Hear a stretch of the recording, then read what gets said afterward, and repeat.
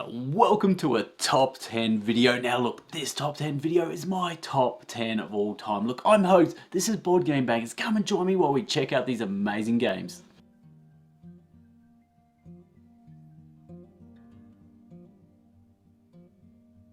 So before we start, I just want a big thank you to all of my subscribers. This video is because of you. Once I reached 200 subscribers, I said to you I was going to do a top 10 of all time. And that's what I'm doing now. But look, to everyone who has liked, who has subscribed, who has commented on any of my videos, I can't thank you enough. I started Board Game Bangers because I just love this hobby. I've got such a passion for it. I just love the immersion that you feel in board games. And I just want to sort of show that passion to you, and I hope that's coming through in these videos. So before we get started with the top 10, these are the ones that just missed out. So what do we got here? Rurik Dawn of Kiev came in at number 11. Oh my god, Rurik. I love Rurik Dawn of Kiev. Eco's First Continent, that's a newer one that I've played, but it was brilliant. It was one of the best experiences I've had for a long time on a new game. I absolutely loved Eco's.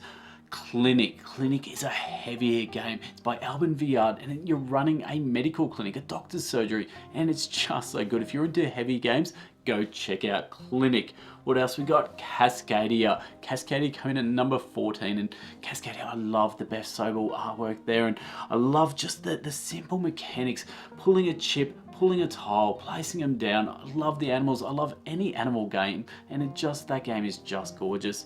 And lastly, number 15, Hanamikoji. It's pretty much the best two-player game out there. I love Hanamikoji. So it's geishas, Japanese geishas, and you're playing these cards, and you're just playing back and forth against each other, trying to get as many geishas sort of favored on your side. So that's my sort of 15 through to 11. So let's go check out my top 10.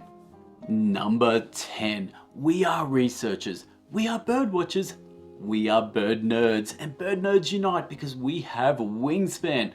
Look, Wingspan made my top 10, and mainly because I love the theme. I do love birds, and Wingspan is just the perfect, gorgeous game on the table. It's the #1 family game, and it's the #1 family game for a reason. It's such a great theme, and it gets everyone involved. I haven't met a single person who just doesn't love just the theme of nature and these birds, and you're laying them out, and there's 3 different territories in front of you. You're placing down the eggs, you're feeding them with the dice. Look, there is so much going on in this beautiful medium weight game. I absolutely adore Wingspan, and that's my number 10. Number 9, and we have some Egyptian history for you. We have Tekhenu, Obelisk of the Sun. Look, Tekhenu is such an impressive game. It looks so imposing on the table. It's a big, massive board with this big obelisk that stands up on the left-hand side. Now this obelisk turns around, and you're going to be drafting dice from the base of that obelisk. So what we have is we have pure, tainted, and forbidden dice. Now each of these dice, you're going to have to balance the pure and tainted side because you need to come out as balanced as possible. But on top of that, the dice are also going to be from 6 different areas, which represent 6 different Egyptian gods. On top of that, you could also use the numbers to actually get resources. Look, there is so much going on. It's a heavy game. Look, you've got to go check it out. If you like any sort of heavy game, especially like an Egyptian game, I can't recommend Tekhenu enough. It's such an awesome game. So that is my number 9. Number 8. Look, do you love chocolate? Do you love factories? Do you love conveyor belts? I love all those things, and that's why Chocolate Factory made my top 10. Look, a lot of people are going to be shocked this made my top 10. This is only 7.2 on BGG and ranked 1600. Look, I think this is so crazy underrated. It is such a beautiful game, and you have this conveyor belt in front of you. So you're going to be converting cocoa into different chocolates, selling them to retailers and the public, and obviously getting the most points. It's a Euro game. It's a medium weight Euro game, but I think it is just great. Now, what you have with the factory is you're going to be able to actually upgrade different parts. So you're going to be able to make it more efficient, upgrade your factory, change it so you're going to be able to produce different types of chocolates and hopefully sell them to the retailers and public at the correct time for maximum points. I don't know what it is about this game, but I love the little chocolate pieces. I love that moving conveyor belt, and I love upgrading your factory and making it as efficient as possible. All those things are so me, and that is why it's my number 8, and that is Chocolate Factory. Number 7. Do you know what theme I love absolutely the most? And that is nature games. Nature games just so appealing to me. I don't know what it is, but I just feel serene when I'm playing them. But my favorite nature game of all is Parks by Keymaster Games. Now, Parks is this beautiful game where you're hiking along, and you're gonna be hiking along this from this trailhead to this trail end, and along there you're gonna be collecting these memories of mountains, sun, trees, and water. You're gonna be trading those memories in at the end to go visit other US national parks, and that is how you get points. But on top of that, you're gonna be stopping, taking photos of wildlife.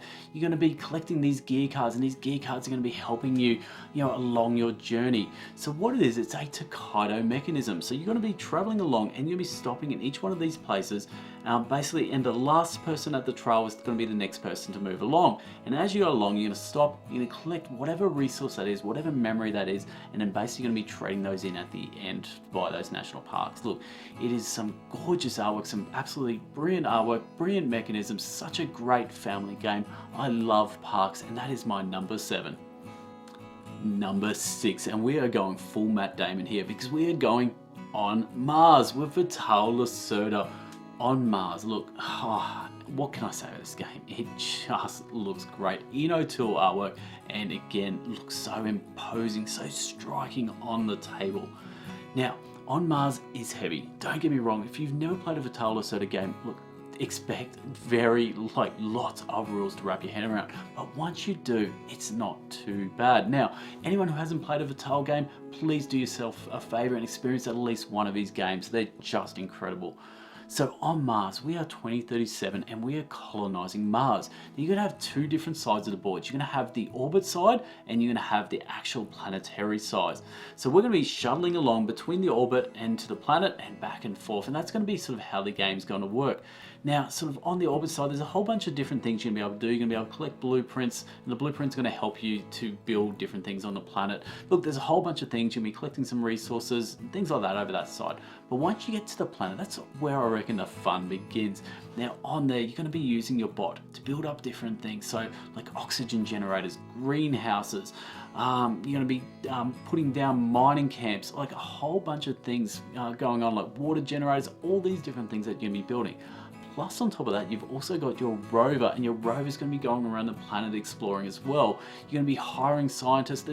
There's so much going on. I can't even start to explain how much is going on in this game. But again, I love On Mars. I love Vital Lacerda, and again, it was always going to make my top 10. So there's On Mars, and that is number 6. So we are halfway now, and for number 5, I have a big game.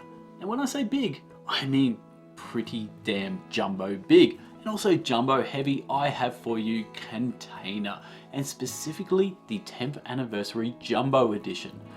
Now, right now in the world, we have this big shipping crisis in China, and then recently we had that Panama Canal. I think that was where that ship beached itself and got stuck. And look, shipping containers aren't everyone's favorite thing, but I think they are sexy. I mean, has anyone ever said a container ship is sexy? Look, I just did, because something about it just has always fascinated me. Now, how the hell did Container make my top 5? It just, I think, boiled down to the fact that Container was one of the greatest single experiences I've had with a board game. It absolutely shocked me just how much I enjoyed this game. Now, in Container, you are building up your warehouse and you're producing these containers, and you're basically going to be selling these containers.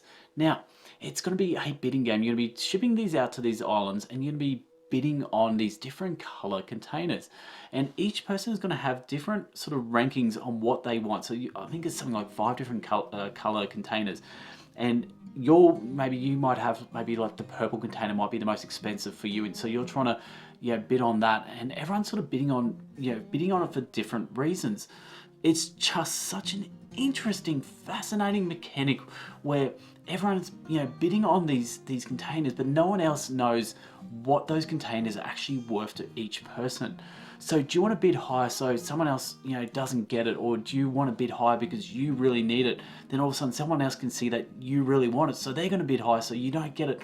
It's just mind-blowing. I absolutely adored Container. It was probably one of the most single-handedly greatest nights of board gaming I can ever remember the first time pulling out Container. just something about those big ships on the board, and we're just moving around like little big, big kids, just having fun moving these container ships around the water. Oh, look, this game's going to be hard to get, but if you can, do yourself a favor, make sure you get Container, make sure you give this game a go, because I think, again, one of the most underrated games, like Chocolate Factory. I think it's fascinating, I think it's beautiful on the table, I love the big, massive, ridiculous, crazy ships. I think the game is perfect. I love Container, and that's why it's my number 5. Number 4, and recently on Instagram, someone posted their favorite critter games, and I thought to myself, critter games? Like little animal games? I absolutely adore so many that were on that list, but the one that, I love absolutely the most is Everdell. Everdell is just an incredible world, incredible artwork, which really just throws you into that world, these little critters, traveling around Everdell. Now, Everdell was, voted number 1 in my top 10 games I would love to see converted into campaign games. I think you could write such a great narrative, such a great story in this world. I think it would be perfect for that. But also Everdell was on Kickstarter recently and sold a mod. It sold millions of dollars. That's how much everyone wants to get their hands on Everdell. Now, look, I jumped on that as well. I've sold my copy already because I'm waiting for all the new stuff to come in. I've got everything coming, including the art book, all the different trays. Look, just everything Everdell. But look, what is Everdell?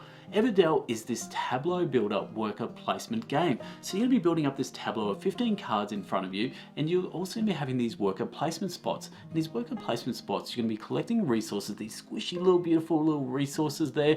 You're going to get little berries, you're going to have little pieces of wood, stone, all these sort of great little resources, but those squishy berries are the best, by the way. But you're going to be collecting these resources. You're also going to be collecting different cards, different achievements and things like that. It's a great family game. It's a great game to play with your family. Look, I'd almost say this is a must-have game in everyone's collection. That is how much I rate Everdell. Love the mechanisms, love the art, love the world, love the theme. Look, Everdell is my number 4. Number 3, and we are going back to a factory, but it's not a chocolate factory this time. We're going to a car factory, and in particular, an EV, electronic vehicle factory, and this is Kanvan EV by Vital Lacerda. Look, Vital's made 2 in my top 10, and look, he's my favorite designer, so there's no real surprises there. But Kanban EV is my favorite of all of his designs. This game just looks so striking on the table, where you've got different parts of a car manufacturing factory. You're going to be getting blueprints, you're going to be getting the parts, you're going to be assembling the car, you're going to be testing the car. Look, there's so much going on, and on top of that you have Sandra, the manager. She's going to be testing, going around and just evaluating your work habits. Now, look, you could have a mean Sandra or a nice Sandra. Look, you can go either way, but look, Sandra's going to be there. She's going to be looking over your shoulder, and she's going to be seeing how you are going as car makers, car manufacturers. Kanban EV, just to me, it's a night of board gaming that I want to have. Like, I am happy to sit there for hours on end playing this game, losing myself, building these cars and just loving every single minute of this. I don't know. Look, I've spoken enough of Vital Lacerda. Look, if you like Vital, you're gonna already probably love Kanban. If you haven't, if you haven't played a Vital game before, please check this one out. Check out On Mars. I just think they're brilliant games. They're heavy games, they're heavy Euro games, but I love heavy Euro. So that is my number 3, and that is Kanban EV. Number 2, look, we're in the top 2 now, and this isn't going to be a surprise to anyone who follows my videos. This is the number 1 campaign game, period. I absolutely adore this game. I've talked it up so much, and this is Sleeping Gods. Oh, Ryan Lockett's masterpiece. So in Sleeping Gods, you play Sophia Dessa and her crew on board the ship, the Manticore, and you're traveling around this fantasy world. You got this little ship, and you'll be going around this map book, and you'll be moving your ship around, exploring all these different areas.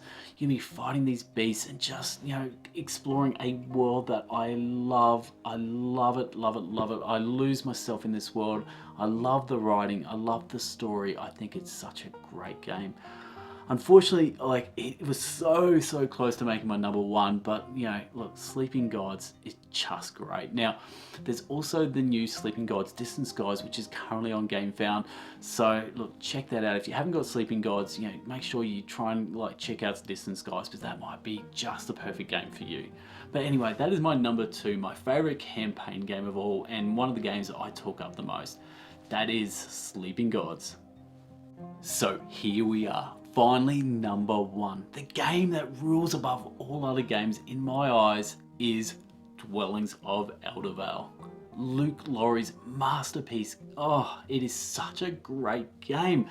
Now, Dwellings sits up in my board game shelf. It's in the top left-hand corner, and I stare at that board game cover every single day. I adore that sort of black cover with the monsters on it, and I just think every day how much I want to play this game.